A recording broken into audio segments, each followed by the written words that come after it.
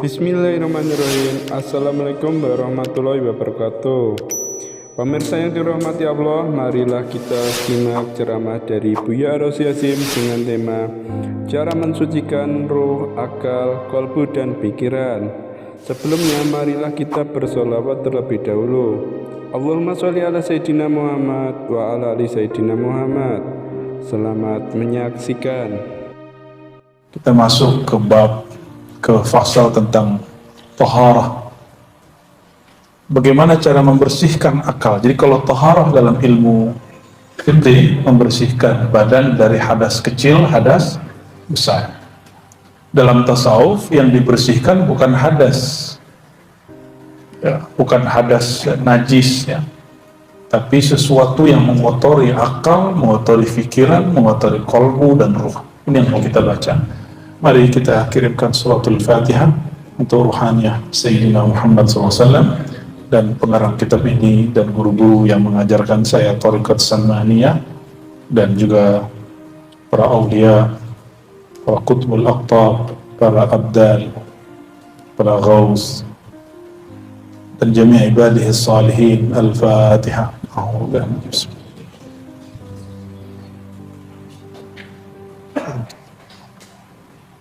Wudu.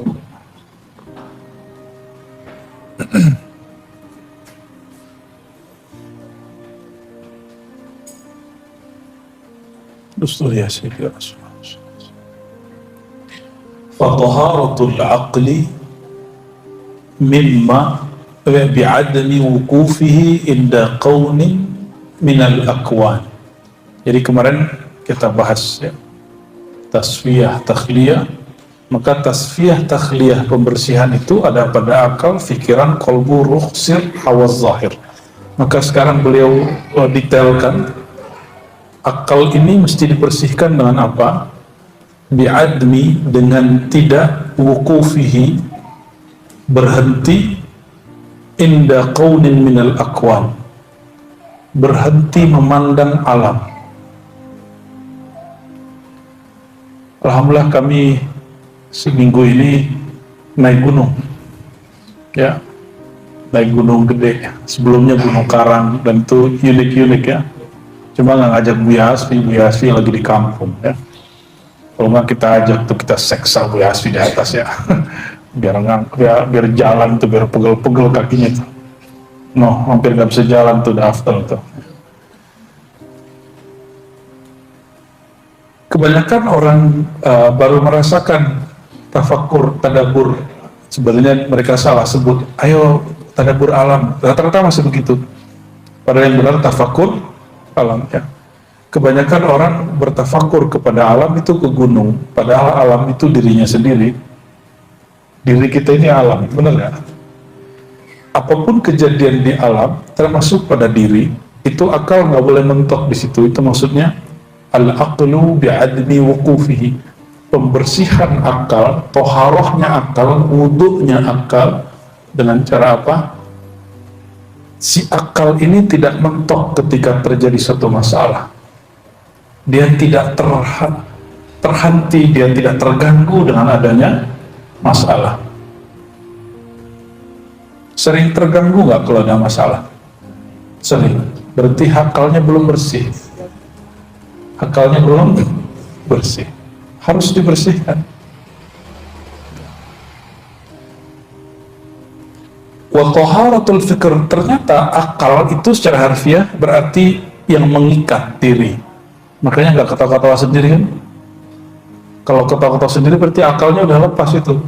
Akal itu aqala yaqilu aqlan, iqalun uqulun, ya, itu berarti pengikat, penstabil, pengkontrol. Jadi yang mengontrol pikiran ini itu akal.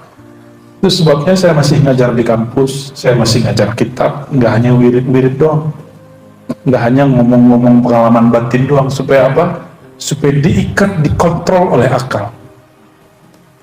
Kita nggak hanya ngaji-ngaji kitab hadis aja. Ngaji kitab hadis bahaya. Kitab hadis itu nanti ada ilmu namanya ilmu jarah wa ta'dil. Itu kalau orang keracunan ilmu itu, akalnya nggak pakai, dia akan menjarah, menghujat orang yang beda sanad sama dia. beda silsilah sama dia. Maka antum perlu tahu kenapa ada seorang guru yang saya tinggalkan, karena dia mengatakan guru yang saya lain dajjal dan kazzab. Si fulan dajjal, fulan dajjal. Dan itu bukan 1, 2, 3 orang, sulit dihitung. Ada syekh dari Banjar, masyhur di Malaysia dan di sini, kata dia, saya nggak pernah lihat yang ngaji ke Syekh Yasin Al-Fadani. Emang kalau dia nggak pernah lihat, terus emang nggak ada? Saya ngambil sanad ke seorang kiai senior di Kudus, apa kata dia? Kazzab, pembohong. Emang dia doang yang punya sanad? Ya, sering memandang aib orang, padahal nama dia juga nggak ada di kitab guru saya yang terakhir, murid Syekh Yasin yang terakhir. Maka saya berpikir, waduh, kalau begini terus hatiku tambah kotor. Ya, niat saya sampai kita baca kitab namanya Ujala, tapi kemudian sanadnya saya tutup semua, saya robek semua sanadnya. Ya, seperti Imam Muslim merobek sanad Az-Zuhli. Ya. Kalau julus ma'al akhar yu'zil qulub, ya yudnis an-nafs, ya. Merusak hati, menodai hati, itu apa kita ngaji? Ya. Maka ngaji hadis pun mesti pakai akal yang sahih. Dan saya masih ingat guru kami dulu Syekh Hasan itu bilang, al-jarh wa ta'dil mughlaq, ilmun mughlaq, fannun mughlaq. Jarh wa ta'dil ini sudah ditutup dengan tadwinul hadis wa takhrijuhu wa jam'uhu wa tad'ifuhu sudah selesai kata beliau. Maka nggak boleh sekarang kita menghujat, merendahkan ulama karena kepentingannya sudah nggak ada. Dulu merendahkan, mengkritisi, mengatakan pembohong, ulama ini hafalannya ngelantur, itu keperluan darurat, ngecek hadis ini sahih atau tidak sahih. Saya masih ingat guru kami yang mengajarkan hadis yang lama, yang di Ma'had dulu, saya nggak usah sebut juga namanya. Itu beliau ketika beda pandangan dengan Prof. Quraish Shihab dan juga beda pandangan dengan Said Agil Munawar, Said Agil Siraj, itu ke kami gak nyebut nama, gak nyebutin masalahnya, dan gak menghujat, cuma nyebut saya gak sepaham, gitu aja. Oh, berarti beliau faham adab ini, jadi hati-hati ya. Sama, kebanyakan wirid ntar keracunan itu. Wirid itu ada takarnya. Orang kalau keracunan wirid bisa bahaya. Ntar ngomong ngelantur, pengalaman dikit cerita, pengalaman dikit ember. Gak bisa bedakan mana pengalaman rohani, mana gangguan syaitani. Apalagi gangguan Bang Tony. Ya, hati-hati. Jadi kita betul-betul ketat dalam bab ini. Ya, bagi kita kalau nggak ketemu Nabi, nggak ru'yatun Nabi, ketemu Allah aja kita nggak percaya, kecuali ada syaratnya. Jadi ketemu mimpi atau pengalaman zikir bertemu Allah itu ada beberapa syarat-syaratnya, dan saya nggak boleh sebutkan. Ya, nanti untuk ngarang-ngarang lagi. Cukup beberapa orang yang tahu. Ya, bahwa kalau jika dalam hal itu dapat dan ada ini dan itu baru benar. Ya.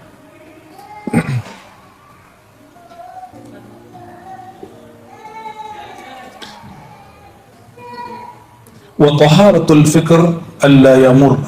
Kalau fikr itu juga dibersihkan dari apa? Alla yamurra fihi ma yushghiluhu anir rahman.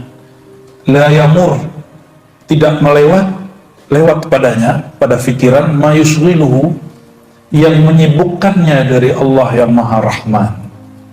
Itu fikr. Jadi jangan sampai kepikiran Allah itu nggak sayang, itu maksudnya. Maka apapun yang terjadi, lihat ada hikmahnya, itu kerjaan fikiran. Maka al-fikru, fikr ini dia menghadapkan pada nama Allah Rahman.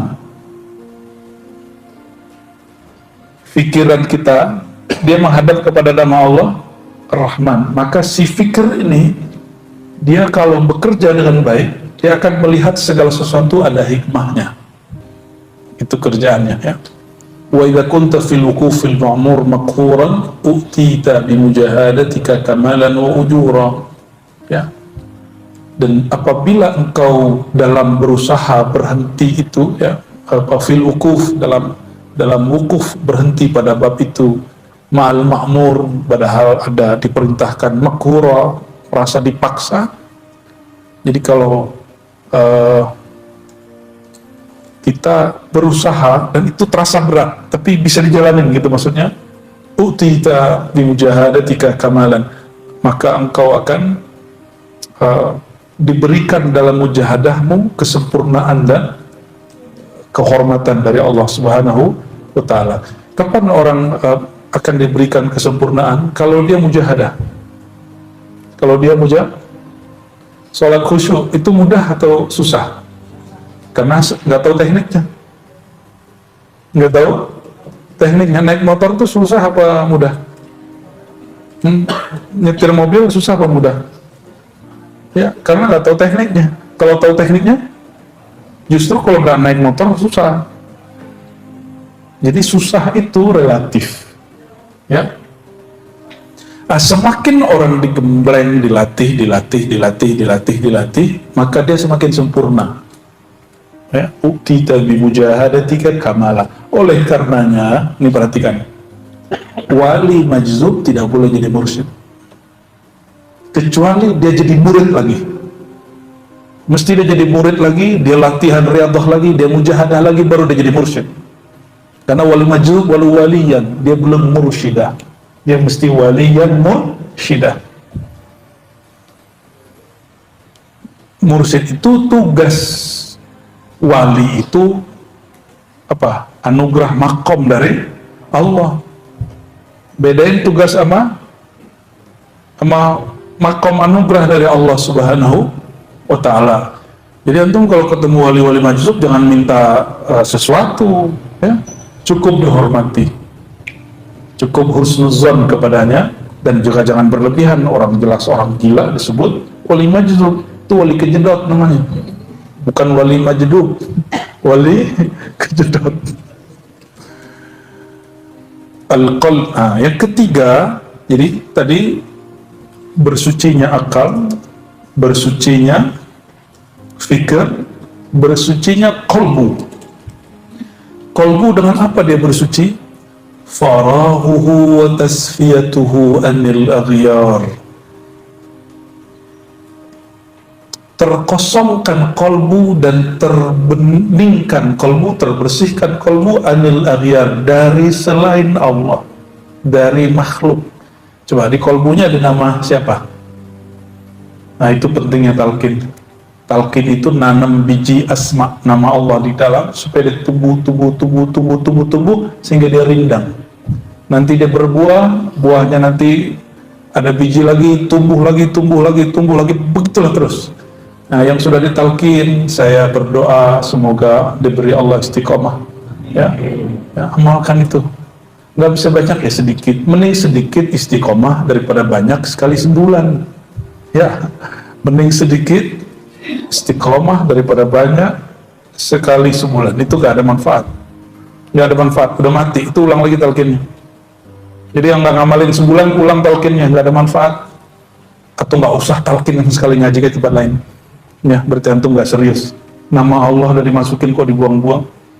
Guru ngasih gratis, padahal mujahadah guru bertahun-tahun, terus dicuekin.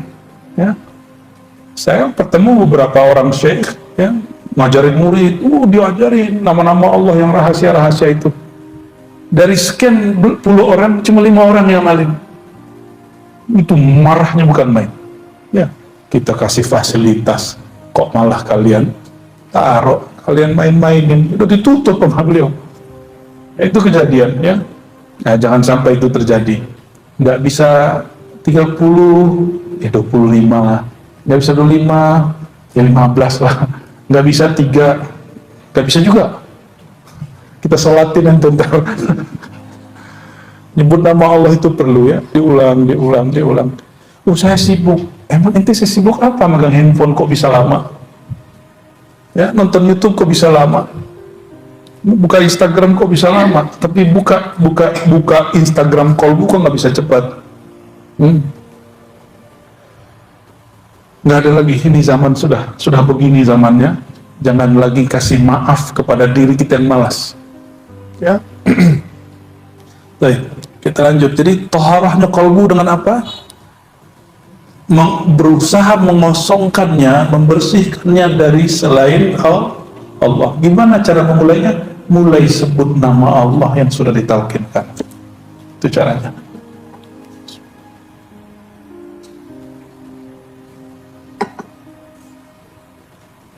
Dan nanti rasakan, kalau kalbu sudah penuh dengan nama Allah, makmur dengan nama Allah, baru dia berhak disebut Baitullah. Kalau nggak, dia Baitu Syaitan. Dan kalbul mukmin Baitullah. Kalbu orang beriman rumah Allah, Baitullah, tempat mengingat Allah. Itu terjemahan maknawinya. Karena isinya makmur dalam nama Allah, jika ada suara yang keluar dari kalbu, pasti suaranya Allah. Jika dia menyebut satu kalimat, pasti kalimatnya bermakna dengan nama Allah Subhanahu wa Ta'ala. Ngaji kitab yang sama, dari satu orang zikir kalbu, satu nggak zikir kalbu, rasain beda. Beda. Sama-sama udah zikir kalbu, satu udah sekian tahun, satu baru 2 tahun, itu beda. Beda, ya. Kok bisa? Ya sama. Dosen baru dengan dosen lama kan beda. Beda. Baik. Wa dawamu tawajjuhihi ilal azizil ghaffar, dan dawam tawajjuh, senantiasa menghadap si kalbu kepada Allah yang Maha Aziz, yang Maha Perkasa, yang Maha Ghaffar, yang Maha Pengampun. Jadi yang bertawajuh itu siapa? Ketika kita bertawajuh itu kalbu. Jadi yang bertawajuh siapa? Kalbu. Bukan badan, bukan wajah ini. Ini wajah fisik. Kalau wajah kalbu full semua. Semua bagian dari batin kita itu wajah kalbu. Dan dia mesti menghadap ke satu wajah, itu wajhullah. Ya. Maka kalau ditanya, kapan Allah sebut nama kita? Saat kita sebut nama Allah. Pertanyaannya, duluan mana yang nyebut? Maka ciri-ciri orang diberi bantuan oleh Allah. Bantuan pertama nih, dia diizinkan menyebut nama Allah di kalbunya. Dia diizinkan ikut talqin. Maka yang sudah talqin itu dapat berkah dari Allah Subhanahu wa Ta'ala. Ya, itu cara-cara Allah Subhanahu wa Ta'ala. Bersuci yang keempat, udah berapa tadi? 3 ya. Ini bersuci versi ulama tasawuf, ulama thariqah seperti Sidi Syekh Muhammad Abdul Karim As-Salmani. Bersuci keempat yaitu taharatul ruh, mensucikan ruh. Ruh itu tidak bertempat. Ruh itu nggak nempatin badan loh ya. Dia cuma diberi suatu rahasia yang disebut amrullah, dan hanya Allah yang tahu bagaimana rahasianya. Ya. Dan rahasia ini sering terganggu, sering terhijab. Ya. Taharatul ruh adamul wukuf ma'al faid wal futur. Kalau zikir membayang-bayangkan mengalami suatu kasyaf, ingin dapat kemudian energi dari mana gitu ya. Itu disebut al-faid wal futuh. Jadi kalau zikir pengen dapat kekuatan ini, kekuatan itu, apalagi zikir itu niatnya untuk duniawi, itu hijab yang paling berat. Makanya saya istiqomah, kita konsisten dari awal. Sholawat kita bukan untuk beli mobil, sholawat kita bukan untuk penyakit disembuhkan, enggak. Tapi faedah sholawat kebeli mobil bisa. Tapi tujuan sholawat hanya menunaikan perintah Allah Subhanahu wa Ta'ala.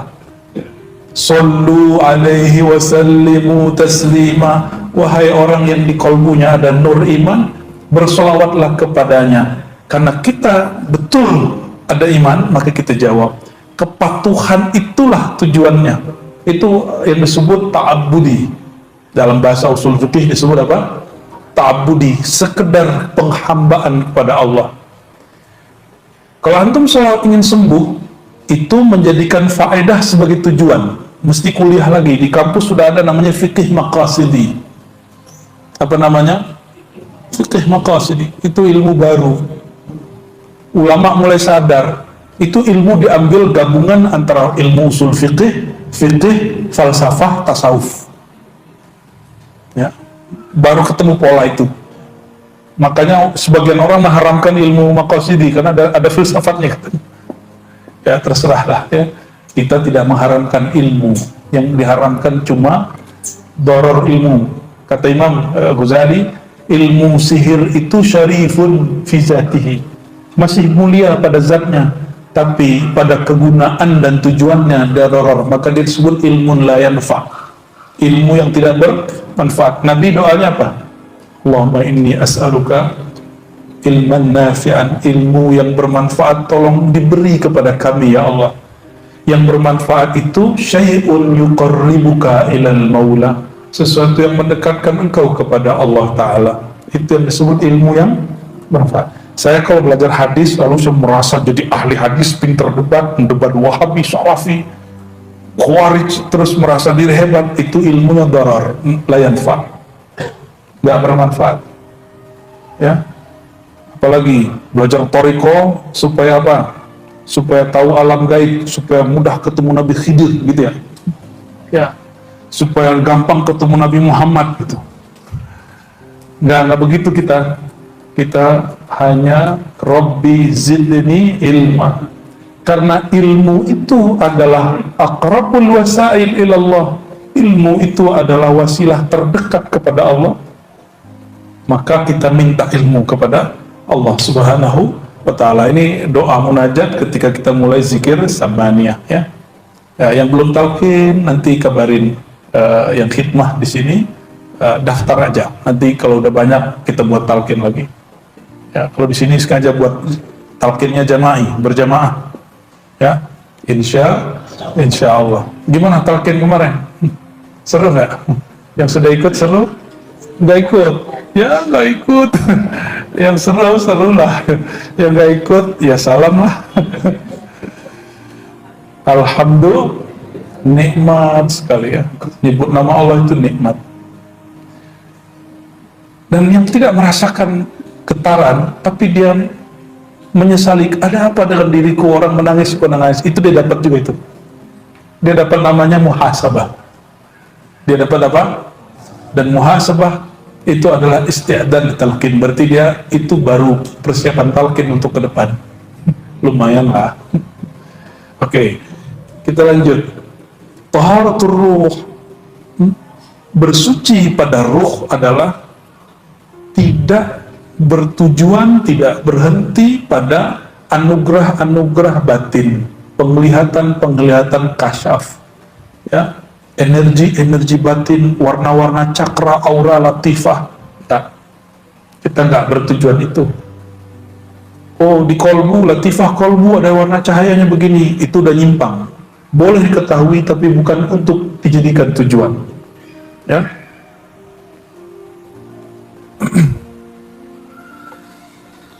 Wal khuru' wa tahqiq ya bihaqa'iqil ubudiyah.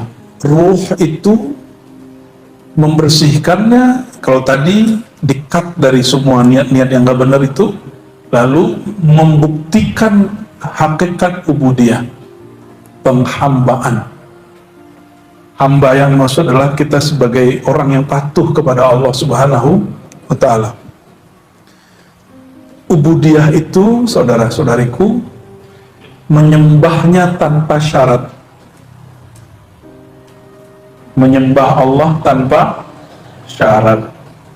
Sudah begitu belum? Sudah begitu belum? Menyembah Allah tanpa syarat ya. Kalau masih pakai syarat, pakai keinginan ya, itu belum disebut ruhnya suci, belum bersuci ruhnya. Nah, itu masalahnya. wal khuruj anil wujud bil kulliyah, keluar dari wujud egomu secara mutlak. Masih merasa diri ada, berarti dirimu masih belum suci ruhnya. Maka yang boleh mengatakan la maujuda bihaqqin illallah itu ruh, bukan lisan. Ya, tidak ada di alam semesta ini kecuali Allah. Itu zikirnya ruh. Paham ya?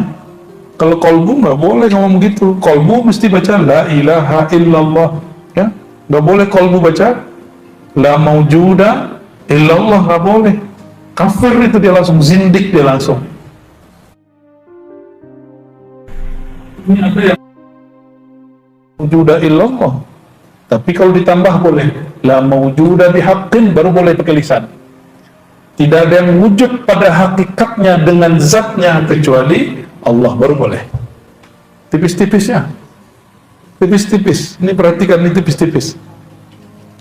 Inilah yang disebut Imam Ghazali zikir muhaqqiqin atau ibadah ahli hakikat. Ibadah ahli hakikat itu dia tiada lagi merasa ada, bahkan kata ada itu tidak ada lagi pada dia. Ya, itu yang disebut zikir ar-ruh.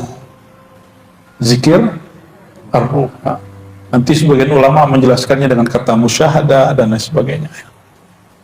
Inilah yang disebut dalam kalimat-kalimat para ulama terdahulu, wujuduka dzanbun, engkau merasa dirimu ada, itu dzanbun, dosa. Coba diulang, wujuduka dzanbun, engkau merasa dirimu ada, merasa diri kita ahli sholat di hadapan Allah, itu dosa. Oleh karenanya dalam hadis Baihaqi yang sering saya bacakan, di padang mahsyar nanti sampai di fase mizan, ditimbanglah amalan seseorang yang beribadah 500 tahun gak pernah maksiat. 500 tahun gak pernah maksiat menurut dia. Menurut dia. Setelah ditimbang banyak sekali, tapi Allah berkalam kepada malaikat, adkhilhul jannah birahmati, masukkan dia ke dalam surga dengan kasih sayang aku. Nih kalamnya, bukan dengan amalnya. Terus gimana dengan ayat jazaan bima kanu ya'malun, mereka masuk surga balasan terhadap apa yang mereka amalkan.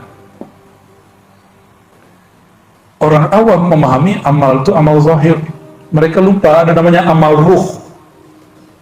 Amal ruh itu adalah ikhraj anil wujud, menghabiskan wujud diri, tidak lagi menganggap diri kita ini ada di hadapan Allah. Contoh ya, antum baca Quran tuh dapat pahala banyak dong, betul ya? Coba baca Quran pakai mata siapa yang kasih? Serius, suaranya bagus, siapa yang kasih? Lidahnya bisa baca, nah siapa yang kasih? Semua fasilitas dari Allah. Ini statusnya apa sebenarnya ini? Allah, kita kalau mau beli apa aja kan beli, kalau nggak kredit. Ini statusnya apa nih? Kan nggak ada yang gratis, nggak ada makan siang gratis kecuali Prabowo kan. Alhamdulillah kalau ya, kita tunggu ya, kita doain ke apa yang dia janjikan terwujud. Amin ya Rabbal. Jangan ejek dulu, siapa tahu benar. Cuma kalimat tiada makan siang gratis, coba dipakaikan ke dalam diri kita. Apa ini gratis? Apa ini gratis? Coba yang sudah punya sakit mata, ya matanya rabun kayak apa kayak, kalau di laser berapa kenanya? Itu kacamata berapa tuh harganya? Lumayan kan? Ya, satu laser lumayan itu. Kacamata sekarang mulai dari harga 50 sampai 50 juta ada yang lebih lagi. Ini mahal sekali. Tapi kita kan ngerasa ini milik kita. Ternyata ini bukan milik kita. Coba, ini yang bikin orang tua, atau orang tua ngapain? Coba tanya sama yang sudah punya anak, emang pernah bikinin mata anak? Ukir dulu lah gitu. Pernah nggak begitu? Nggak pernah toh. Berarti orang tua hanya asbab wujud, bukan musabbibul wujud. Asbab wujud, tapi bukan yang menciptakan asbab wujud itu. Oleh karenanya, tubuh ini, badan ini, batin ini, fasilitas dari Allah, nggak ada yang gratis. Yang Allah minta, nggak apa-apa juga. Allah nggak minta apa-apa kok. Allah nggak minta dibalas. Allah hanya minta satu, ubudiyah, patuh. Kepatuhan itu pun bukan untuk dia, tapi hanya untuk kita. Ya, oke.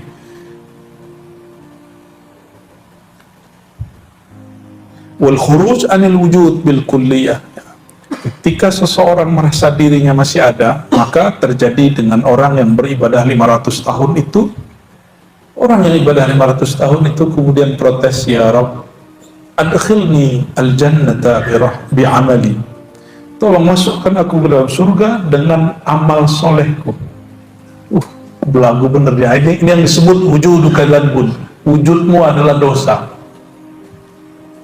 Bedakan maksiat dengan dosa. Maksiat beda dengan zan. Dosa itu beda. Maksiat itu durhaka.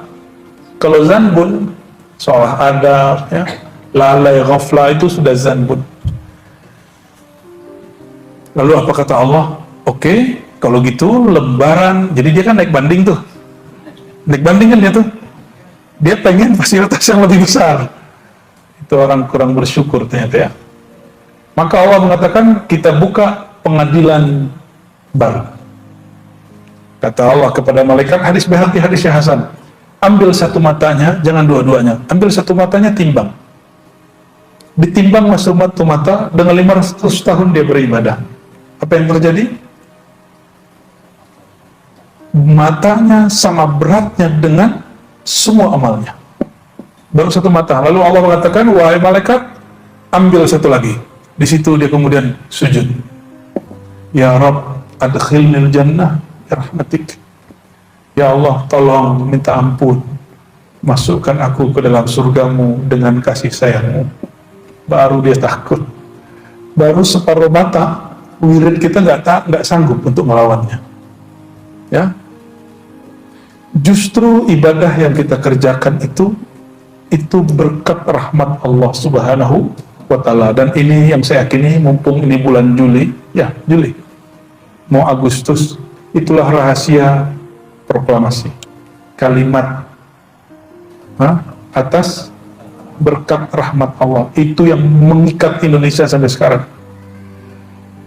Sampai sekarang. Kalau Timur Leste kan masuknya belakangan, maka dia duluan keluar juga. Tapi yang diikat dengan kalimat Soekarno itu sampai hari ini masih oke nggak? Ya, maka saya berani dulu mengatakan kewalian seorang pemimpin itu ada di kalam-kalamnya, di tulisan-tulisannya, di kebijakan-kebijakannya. Tapi tidak ada pemimpin yang selamat dari kezaliman. Tidak ada pemimpin yang selamat dari dosa. Seperti kita kan nggak ada yang selamat dari dosa dan kezaliman. Jadi jangan kemudian dia pendosa kok masa wali, kan? Al-wali ghair maksum, wali tidak maksum. Yang maksum cuma nabi. Ente salah paham.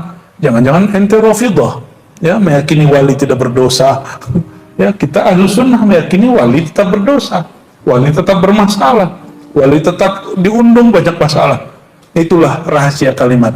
Maka indi ayuhal ikhwah, Soekarno afdal min Gajah Mada. Bagi saya Soekarno lebih hebat dari Gajah Mada. Karena Gajah Mada itu kan cerita aja, buktinya kita nggak tahu kan? Buktinya kita nggak tahu. Ya, realnya kita nggak tahu. Toh buktinya juga nggak bertahan lama, dan ini sudah tahan lama. Alhamdulillah. Orang mengatakan negeri kita nggak maju mungkin untuk buat smartphone, buat mobil nggak maju. Tapi semua mobil apapun ada di Jakarta, ya kan? Semua handphone apapun ada di Jakarta. Alhamdulillah. Dan Indonesia ketika orang semuanya kena krisis moneter, itu hidup santai, masa depan cerah. Ya, dan tetap santai aja, nggak ada masalah yang berarti gitu. Itu berkat rahmat Allah Subhanahu wa Ta'ala. Tapi seorang wali Allah itu kadang-kadang doanya diberitakan, kamu sampai tahun sekian doamu berlaku, terus sekian tidak gitu. Kita nggak tahu sampai berapa tahun nih atas berkat rahmat Allah itu kemudian berganti atau bertambah atau berkurang. Balik ke ar-ruh ya, taharatus sir. Nah, sekarang taharah sir. Bersucinya sir itu ada musyuhudis siwa wal ghaibah bihi fihi an kulli ma yara. Adamu tidak memandang selainnya. Kalau tadi tidak merasa diri wujud, wal ghaibah bihi fihi an kulli ma yara, dan tidak memandang saat memandang apapun kecuali hanya memandangnya Allah Subhanahu wa Ta'ala. Maksudnya air ini ada, zahirnya ada, terus air faedahnya apa? Menghilangkan haus. Yang menghilangkan haus itu air atau Allah? Secara akidah begitu, tapi dapatkah merasakannya? Ketika seseorang merasakan itu, berarti sirnya sudah mulai bersih. Sirnya sudah mulai bersih, ya. Ketika kita minum obat atau datang ke dokter lalu sembuh, lalu kita menyaksikan kesembuhan nur, kesembuhan Allah ada pada orang itu lalu mengalir pada kita, itu berarti sirnya sudah mulai bersih. Kalau enggak, nanti seperti kejadian kebanyakan orang sakit itu panik. Orang panik paling mudah untuk dihipnosis, paling mudah untuk dipengaruhi. Kamu mau sembuh, ke sana aja, ke dukun sono gitu. Makanya orang sakit gampang sekali datang ke dukun, karena dia sudah nggak tahan sama sakitnya. Nggak mau terjebak di situ, coba kalau sakit, terima sakitnya. Katakan raditu billah, ya Allah, jika ini kehendak-Mu, Engkau mengatakan tiadalah kehendak Engkau kecuali, tiadalah kehendak kalian hai manusia kecuali tunduk pada kehendak-Ku, maka bantulah aku ya Allah menundukkan kehendak-Ku pada kehendak-Mu. Izinkan aku ya Allah untuk menerima kehendak-Mu untuk sakit, nanti hilang sakitnya. Secara batin, secara zahir perlu diobati. Sakit itu yang paling bahaya adalah konsep di batinnya, ya. Maka orang-orang sehat kalau bersama orang sakit itu jadi sakit. Serius. Dia jadi sakit, padahal dia nggak sakit. Dia merasa sakit aja. Oleh karena itu bergaul itu, berteman itu, bersahabat perlu difilter. Kenal boleh banyak orang, tapi bersahabat mesti dipilih hanya sekian orang. Wa taharatul hawas, turun kepada empirik, anggota tubuh, panca indera. Bersihnya panca indera yang zahir biniyahil fuyudatil bahirah, dengan limpahan air yang sudah Allah turunkan, ya. Wa taharatus sam'i adamus sama' illa minhu. Lalu bersucinya pendengaran. Udah berapa ini? Ya. Tahara akal, tahara fikir, qalbu, ruh, sir, hawas, indra. Sekarang masuk tahara sama, pendengaran. Tidak mendengar kecuali dengan pendengarannya. Nah, itu kalau udah boleh tuh, ya. Apa maksudnya? Nah, kalau orang sudah mulai talqin zikir, dia akan mulai mendengar nama Allah di kalbunya. Tapi yang dengar bukan telinga ini. Yang mendengar telinganya kalbu. Allah, Allah, Allah, itu yang mendengar telinga ini. Tapi kalau Allah, Allah yang di dalam itu yang mendengar, pendengarannya kalbu, ya.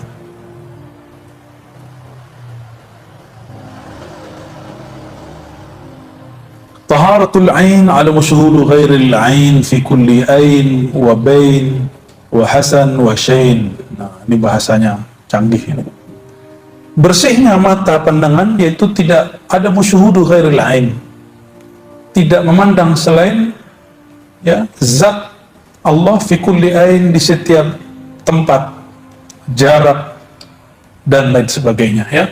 wa taharatus syum ya, apa, penciuman fistinsyaq nasimil hima wa qad tamma, ketika kita kemudian menghirup air untuk membersihkannya lalu kita keluarkan, itu secara fikih. Tapi penciuman batin itu kalau ini dia mesti dimasukkan dulu. Itu yang disebut muhasabah. Muhasabah itu mengingat. Itu kayak kita kemudian cek ke belakang, kalau masih ada nodanya tarik keluar. Itu istinsyaq. Maka istinsyaq gitu ya. Begitu istinsyaq, ambil air terus itu adalah filosofi muhasabah. Filosofi muhasabah, dihirup dulu, diingat dulu, dikenang dulu, lalu buang. Gitu. Ya. Taharatu dzauq ayyuhat talib fi kamalin in kunta raghibin. Adapun dzauq, rasamu, ada indera rasa, ada batinnya rasa, itu beda. Dzauqmu wahai murid dalam kesempurnaan in kunta raghib, jika engkau memang menginginkannya. Wa taharatu lamsika fi ghaibatika, ya, indera menyentuh, apa nih, kalau bersentuhan tuh merasakan dengan kulit, itu disebut mensucikan indera menyentuh itu. Fi ghaibatika an hissika fi yaumika wa amsika wa al-ittidah bi azyad min hadha faltumsik, ya, melupakan kenangan-kenangan yang membuat engkau lalai saat menyentuh sesuatu. Nah, itu cara mensucikan indera menyentuh. Wa'lam ayyuhat talib. Nah, kita masuk ke bagian yang inti di sini. Ketahuilah wahai murid, litariqis sadah, dalam tariqah para ulama, para aulia. Ya. Dengan tariqis sadah niltas saadah, engkau mendapatkan kebahagiaan. Orang yang paling bahagia di dunia siapa? Para wali. Maka untuk bahagia gimana caranya? Ikutin jalan para wali. Tapi kenapa orang-orang hari ini ikutin jalan public figure, artis kah, pakai namanya ustadz juga ada yang public figure tapi ngartis. Bukan itu yang diikuti, itu antum stres sendiri nanti. Ya, ngantor nih, ngikutin temen yang paling keren di situ, ganti handphone tiap bulan, ada mobil baru ganti padahal ngeredit gitu, itu stres itu. Ganti-ganti model tas, ini kan tasnya bagus-bagus nih tasnya. Ya, kalau seminggu itu nggak ganti tas kayaknya gimana gitu, itu nyesek gitu ya. Nah, itu mesti dibersihin itu. Ya, boleh nggak pakai tas bagus? Boleh, bagus. Tanda kita mereward diri, menghargai diri boleh. Tapi jangan kemudian itu menjadi standar hidup. Ya, Ustadz lebih gila loh. Ustadz kalau udah artis berani ngeredit ya. Itu sebabnya beberapa asatis pendakwah itu jadwal dakwahnya udah kayak kerja rodi, serius. Karena tuntutan gaya hidup. Ilmu yang diajarkan nggak begitu, tapi gaya hidup dia. Bukan saya bersyukur kepada Allah membebaskan kami dari hutang, ya. Kami nggak suka kredit, Pak. Alhamdulillah kredit itu cuma 2 kali aja. Waktu masih muda-muda banget ya. Sekarang udah gak berani saya kredit, walaupun saya nggak mengharamkan kredit ya secara fikih yang saya anut nih. Ya, karena di syariat nggak ada pembahasan kredit, itu di fikih. Ya, syariat itu sudah selesai. Di masa Rasulullah nggak ada kredit, maka hukumnya mukhtalaf, diperdebatkan. Tapi alhamdulillah ya, kita menjauhi itu, karena saya berdoa selalu, Allahumma a'udzubika min ghalabatid dain wa qahrir rijal, ya Allah lindungi aku dari belenggu hutang dan dikuasai oleh orang lain. Kalau kita sudah berhutang, kita ditawar orang, ya. Maka negara-negara yang berhutang itu sering ditawar kedaulatannya oleh negara lain. Tapi tenang ya, hutang kita katanya sih masih oke banyaknya. Ya semoga oke-nya itu sedikit ya. Amin ya rabbal. بأن العارفين من أهل الحق واليقين وطريق المبين رضي الله تعالى عنهم أجمعين قالوا إن طريقتنا غيب غير محسوس ولا مشهود سلوكه بالقلوب لأنه من الغيوب فيجب على المريد تصديق بآثاره.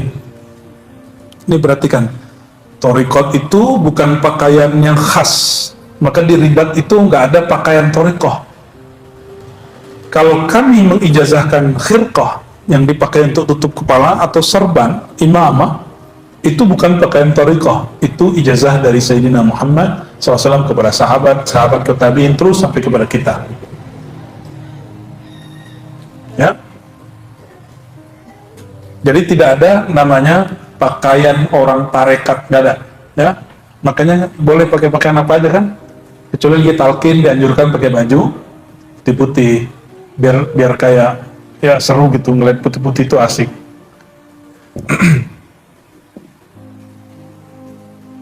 Apa kata beliau? Tariqatana ghaibun ghairu mahsus. Tariqat kita itu sifatnya tidak tampak secara fisik. Jadi tariqat kita bukan tren, bukan gaya serban yang khas. Boleh nggak satu tariqat punya khas serban yang boleh? Saya ketemu beberapa hari ini, 3 hari ini kemarin ya, saya ketemu setiap hari mursyid. Jadi sehari subuh bisa ketemu mursyid 10 orang. Alhamdulillah, mursyid. Lalu hari ini nih, ketemu yang bukan mursyid ini. Mursyid aja yang ketemu. Alhamdulillah, itu nikmat sekali. Silaturahim kepada beliau-beliau ahli zikir itu. Dan mereka nggak ada punya pakaian khusus. Kecuali ada satu tempat ya, mereka pakai serban khusus, dan itu baru-baru juga, yang kopiahnya agak runcing ke atas, itu baru-baru juga, dulu-dulu enggak. Ya. Maka kadang-kadang saya pakai kopiah hitam, kopiah Soekarno ya. Kadang pakai kopiah putih, ala-ala Banjar Malaysia itu ya. Kadang pakai, nggak pakai juga biasa. Emang kalau kopiah dicopot, ilmunya copot nggak? Ya, saya tes dulu deh. Masih bisa baca. Masih bisa baca, kita copot ya. Jadi nggak ngaruh. Namun karena menghargai majelis, karena saya melihat, mohon maaf, saya melihat banyak orang ngomong marifat di sosial media, tapi dia baju kaos. Ya, kayaknya kurang enak gitu dilihat. Ya, kecuali ente wali walamatiyah ya. Dulunya pasti pakai kopiah, masih ada ya kan, jejak digital kan bisa dicek. Oh tiba-tiba pakai topi koboi, jadi aneh. Pengen aneh-aneh gitu. Kita mau aneh-aneh, kita ke gunung dulu ya, guling-guling kayak ngapain kan. Allahumma shalli ala sayyidina Muhammad. Wala mashhud sulukuhu.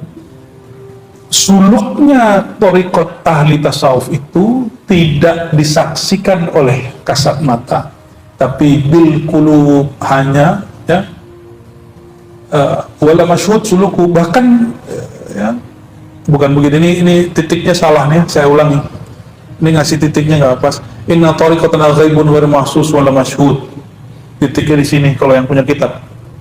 Thariqat kita gaib, tidak terlihat secara empirik dan tidak disaksikan secara zahir. Titik di situ, sulukuhu bil qulub, karena suluknya, latihannya dengan hati. Maka ciri orang thariqah itu bukan juga kepalanya nunduk-nunduk gitu, bukan. Nggak mesti kok. Boleh badannya begini aja.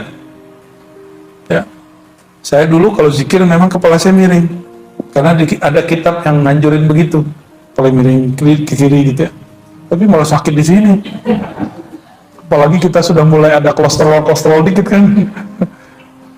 Ternyata ketemu guru-guru, banyak guru masyayikh, cara duduknya unik. Ada duduk yang betul-betul stabil punggungnya dan nggak sakit, dan itu bisa bertahan lama. Yang nggak tahan lama cuma dengkulnya. Ya, itu ada semua tuh.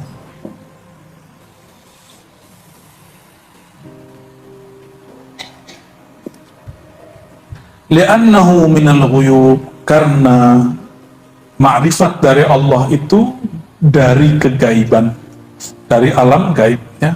Fa yajibu al-murid at-tasdiq bi atharihi, maka wajib bagi murid untuk percaya dengan atharnya, peninggalan atau efeknya. Wal iz'an li sata'ati anwarihi ma'al jaddi wal ijtihadi wa tawajjuhul kulli wal isti'dadi wa sukuluku yas'ab 'ala an-nufus ya.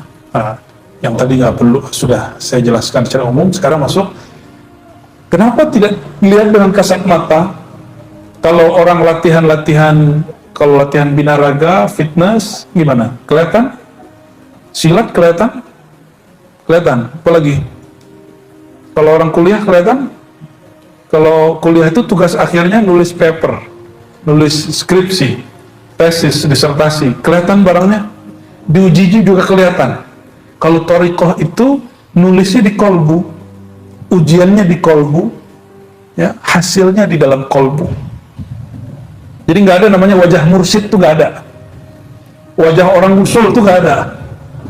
Ya, yang bilang ini ciri-ciri wajah mursyid, itu nggak ada tuh. Ya, saya udah ketemu banyak mursyid, mulai dari mukanya gelap sampai yang putih itu ada. Ya. Mulai dari yang jerawatan sampai yang wajahnya lengkap semua. Yang kemayu-kemayu juga ada. Yang cowok jantan itu juga banyak. Jadi nggak ada namanya wajah. Itu cuma fisik. Ilmu ini bukan ilmu zahir. Ini ilmu batin yang syar'i tentunya ya. Tapi kata beliau, sulukuhu yas'ab al-nufus. Ini jangan salah paham. Menempuh jalan tariqah itu hanya dirasakan berat pada nafsu, jiwa, bukan pada kalbu. Oleh karena itu kalau zikir, jangan zikir dengan jiwa, zikir itu dengan kalbu. Apa beda zikir dengan jiwa dan kalbu? Jiwa itu ada ammarah bisu, dia nyuruhnya yang jelek-jelek aja. Ada yang mulhamah, ya, ada lawamah, ya, ada yang mulhamah, ada yang dia kemudian suka ngata-ngatain orang, suka menilai orang rendah, itu jiwa. Suka malas, suka tidur. Jadi antum nih zikir, terus perasaan maunya tidur, itu jiwa namanya. Berarti zikirnya belum dengan kalbu, belum masuk. Oleh karena itu, yang disebut mujahadah itu melawan malasnya nafsu. Melawan malasnya nafsu, itu yang disebut mujahadah. Dan ini yang paling aneh, kalau dalam konsep kita, supaya kita kuat, maka kita makan, gitu ya. Tapi dalam ilmu thariqah, ini yang kemudian diambil, dan semuanya dari Al-Quran dan Sunnah, untuk menguatkan kolbu, mengalahkan nafsu, itu caranya, jangan kasih makan si nafsu. Nafsu itu kuat kalau orang bersyahwat. Syahwat itu kuat kalau orang makan, maka kurangi makannya. Tadi puasa Senin Kemis, bagus. Kalau enggak, ya alhamdulillah, yang penting ngaji. Ya. Apalagi, nafsu itu sukanya tidur, kolbu sukanya bangun. Maka kurangi tidur kita setengah jam dari sekarang. Biasanya tidur, berapa jam tidur semalam? 4, beneran 4. Udah kayak itu dong, supi itu. Berapa jam tidurnya sehari? Nah, 8. Masih 8. Masih bocah. Masih dikurangi. Secara fisik, betul kata Imam Surwardi, karena beliau juga ngerti ilmu kedokteran, normalnya manusia 8 jam. Tapi itu bagi nafsunya. Kalau bagi kolbunya, bagusnya dikurangi tidur, tapi mesti ditadarruj. Ini perhatikan, ini kaidahnya. Tidak boleh dengan cara ekstrim, mesti dengan cara bertahap. Harus dengan cara dan itu nggak mungkin kalau antum nggak punya mursyid. Itulah manfaatnya ada mursyid. Saya sudah banyak beramal dan nggak pernah berhasil kecuali ada mentornya, mursyidnya.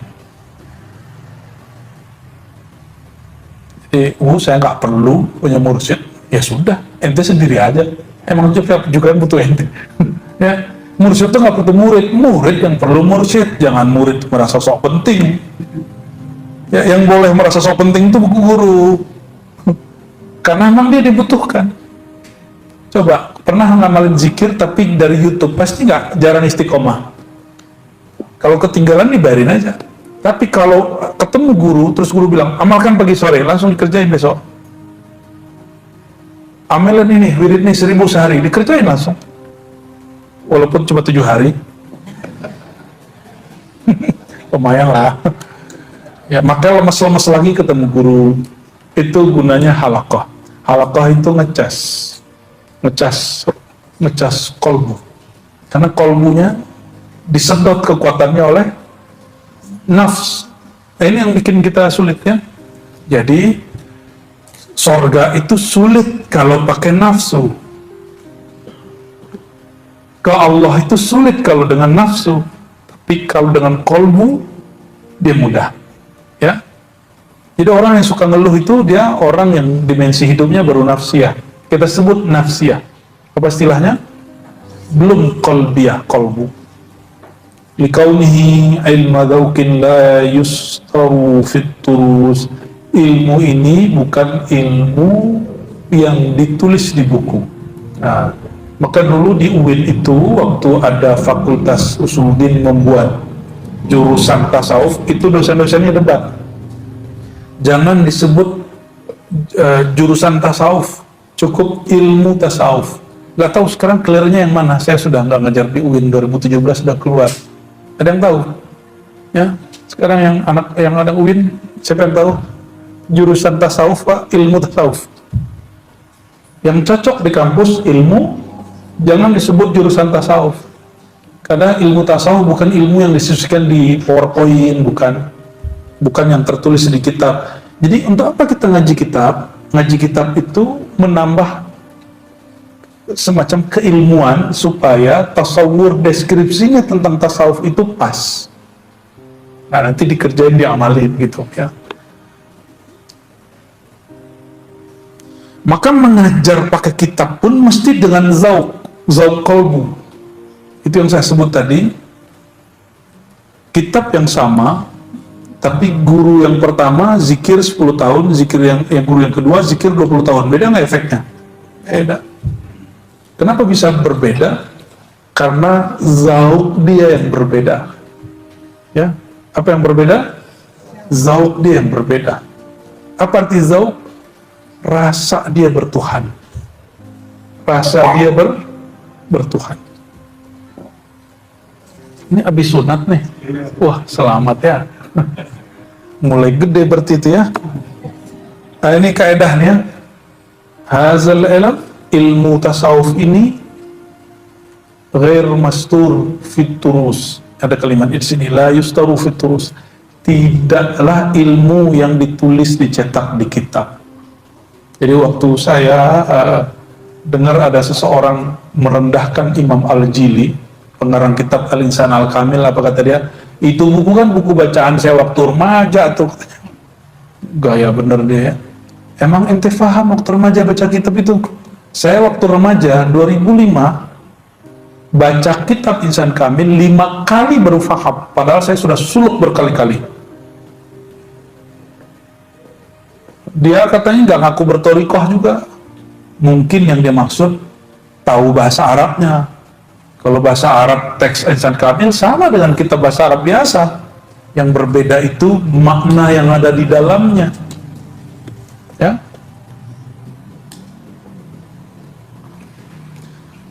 Allahumma bijahim alaik wa taqribihim ilaik ya fard ya samad ya wahid ya ahad an tuwaffiqana lima yurdika anna. Ya. Lalu beliau berdoa dengan kemuliaan mereka para ulama wali Allah itu, ya, dan kedekatan mereka kepada Engkau, wahai Allah yang Maha Esa,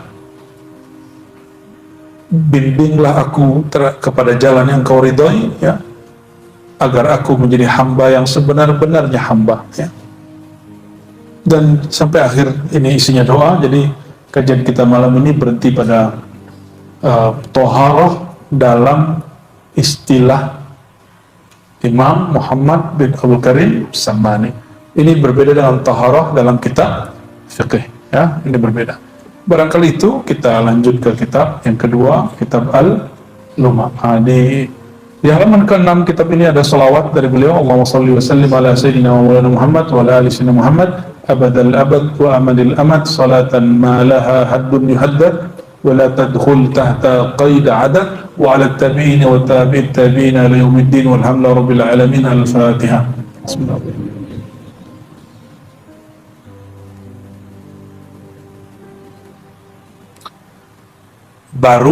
Kemarin itu baru mukaddimah ya.